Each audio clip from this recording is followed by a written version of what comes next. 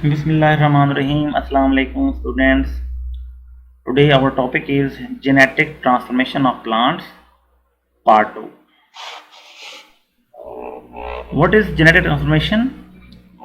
Genetic transformation is a scientific approach whereby DNA from any organism is inserted into the genome of a species of interest. कि ये वो scientific approach है जिसमें हम किसी भी जानदार से डीएनए लेकर उसको अपनी मर्जी के स्पीशीज़ के में उसके जीनोम में इंसर्ट कर सकते हैं। मीन कि हम किसी प्लांट से हम जीन लेकर डीएनए लेकर उसको अपनी मर्जी के प्लांट में वो जीन इंसर्ट कर सकते हैं। मिसाल के तौर पर हम कॉटन से जीन लेकर उसको वीट में इंसर्ट कर सकते हैं, हम वीट से जीन लेकर कॉटन में इंसर्ट कर सकते हैं। इसके अलावा हम किसी भी बैक्टीरिया से जीन आइसोलेट करके उसको प्लांट में इंसर्ट कर सकते हैं, या हम किसी भी एनिमल से जैसे फिश है, काऊ है या डंकी है, किसी भी एनिमल से हम जीन आइसोलेट करके उसको प्लांट में इंसर्ट कर सकते हैं। तो इसको कहते हैं genetic transformation. The inserted DNA is called a transgene and the resulting plant is said to be transgenic. तो जो जीन हम इंसर्ट कर रहे हैं उसको ट्रांसजीन कहते हैं, और जिस प्लांट में जिस जानदार में वो इंसर्ट हो रहा होता है उस प्लांट को ट्रांसजेनिक कहते हैं। Transgenic plants are vital for both research and agriculture. तो रिसर्च के लिए और एग्रीकल्चर के लिए ट्रांसजेनिक प्लांट्स काफ़ी अहम हैं। अगर हम रिसर्च को देखें तो ये कैसे अहम होते हैं कि हम डिफरेंट किस्म के जीन्स को आइसोलेट करके किसी भी प्लांट में इंसर्ट करके उस पर रिसर्च कर सकते हैं, उसके फंक्शन को चेक कर सकते हैं। इसी तरह अगर हम कोई वैल्यूएबल जीन है जैसे साल्ट रेजिस्टेंस है, ड्राउट रेजिस्टेंस है, इंसेक्ट रेजिस्टेंस है, उस जीन को हम अगर प्लांट में इंसर्ट कर लें और ट्रांसजेनिक प्लांट बना लें तो ये ट्रांसजेनिक प्लांट क्रॉप प्रोडक्शन में, एग्रीकल्चर में काफ़ी अहम होता है। इस पिक्चर में आप देख सकते हैं कि कैसे ट्रांसफॉर्मेशन हो रही है कि एक बैक्टीरियल सेल से जीन प्लांट सेल की तरफ मूव करता है और वहाँ पे इंसर्ट होता है और फिर वो इंटीग्रेट होकर ट्रांसजेनिक प्लांट बनाता है। अब हम देखते हैं कि ट्रांसफॉर्मेशन मेथड कौन से हैं। तो मेनली दो मेथड्स हैं, one is indirect method and other is direct method.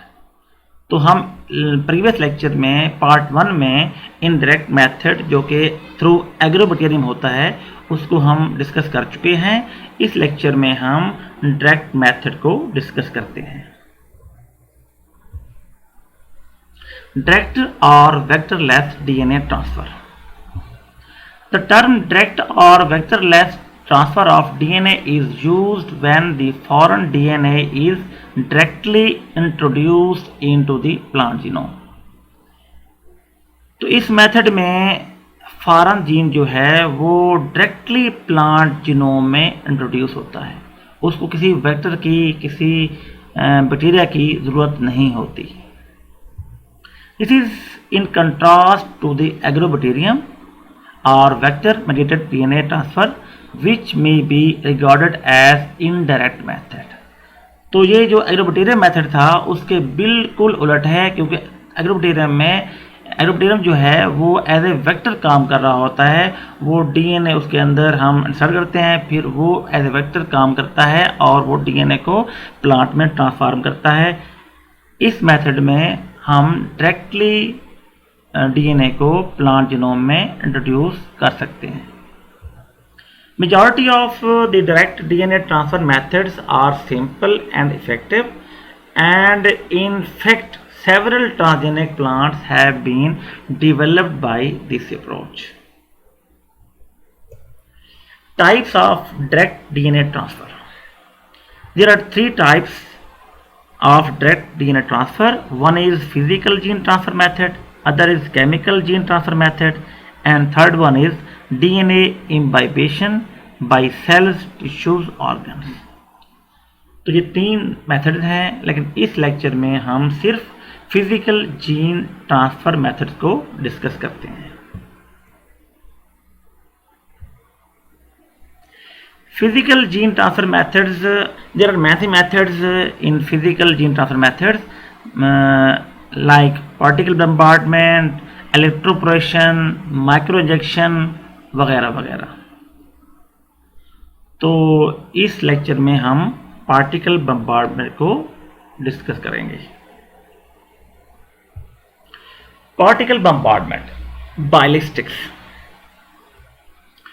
Particle or microprojectile bombardment is the most effective method for gene transfer and creation of transgenic plants. ये मेथड काफ़ी effective है for gene transfer और काफ़ी सारे transgenic plants बनाने के लिए ये मेथड बहुत अच्छा है.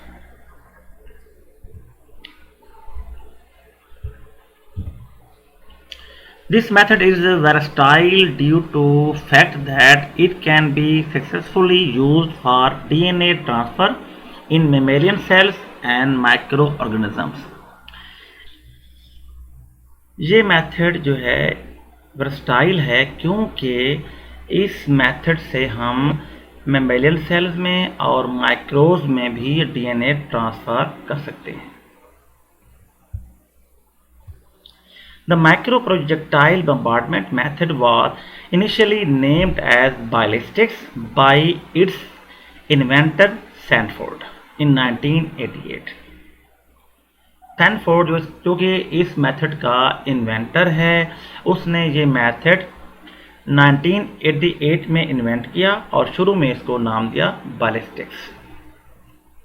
Ballistics is a combination of biological and ballistics.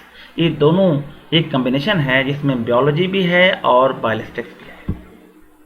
There are other names for this technique, particle gun, gene gun, bioblaster. तो इसको हम पार्टिकल गन भी कह सकते हैं, जीन गन भी कह सकते हैं, बायोब्लास्टर भी कह सकते हैं. तो काफ़ी सारे इस मेथड के नेम्स हैं. अब हम देखते हैं कि ये पार्टिकल बम्बार्डमेंट सिस्टम कैसे वर्क करता है. इस पिक्चर में आप देख सकते हैं कि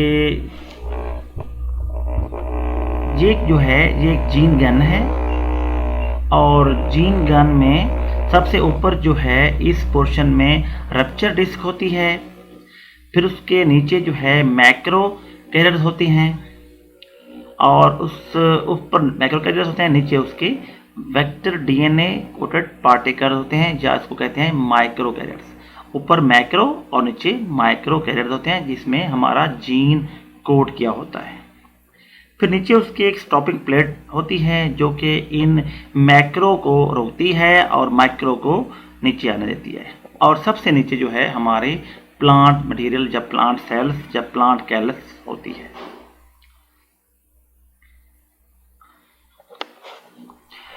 तो नेक्स्ट पिक्चर में देखें आप कि जो ही इसमें गैस का प्रेशर आता है, ये जो रप्चर डिस्क है ये फटती है और फटने के बाद प्रेशर यहाँ पे आएगा मैक्रो कैरियर पे.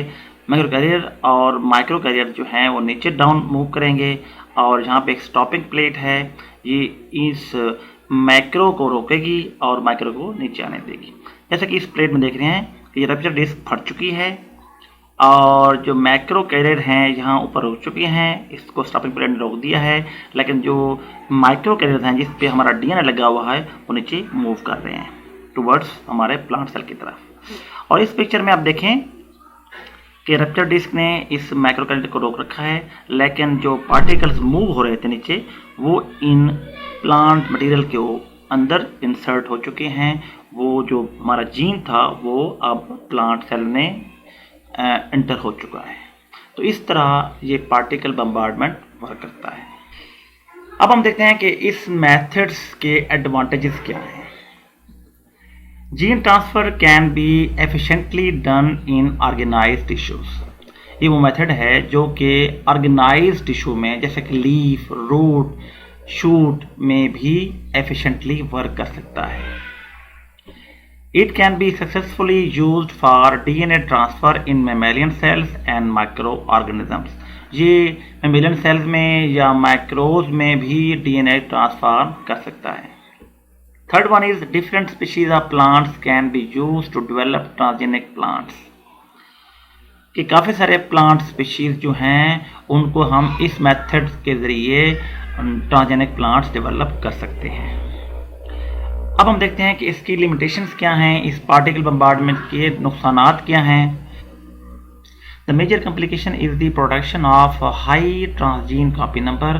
तो सबसे मेजर जो कॉम्प्लिकेशन है, जो मेन नुकसान है इसका, कि ये है कि वो जो ट्रांसजीन होता है उसकी कॉपी नंबर ज़्यादा इंसर्ट होते हैं। तो इसका नुकसान क्या है? This may result in instability of transgene expression due to gene silencing. तो ज़्यादा कापी नंबर जाने से नुकसान क्या होगा?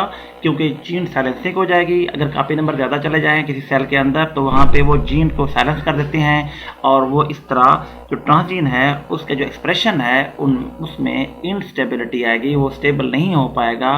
वो ट्रांसजीन जो है, ट्रांसजेनिक प्लांट जो है वो वर्क नहीं करेगा, वो ट्रांसजेनिक प्लांट जो है एक्सप्रेशन शो नहीं करेगा। तो ये सबसे बड़ा नुकसान है इस टेक्नोलॉजी का। Next is the target tissue may often get damaged due to lack of control of bombardment velocity. तो जो हमारे जो टारगेट टिश्यूज हैं, जो प्लांट सेल्स हैं, उन सेल्स में जिनमें हम जीन ट्रांसफॉर्म कर रहे हैं उनमें मोस्टली वो डैमेज हो जाते हैं, क्योंकि जो यूँ ही बम्बार्डमेंट होती है उसकी वेलोसिटी इतनी ज़्यादा होती है वो हम कंट्रोल नहीं कर सकते, और वो इस तेज़ वेलोसिटी की वजह से वो काफ़ी सारे टिश्यूज़ जो हैं, जो सेल्स हैं प्लांट के या मेमोरियल सेल जो होते हैं वो डैमेज हो जाते हैं और वो दोबारा ग्रो नहीं कर पाते। तो आज का हमारा लेक्चर एंड हुआ।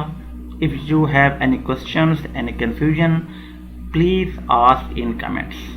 अल्लाह हाफिज़, टेक केयर।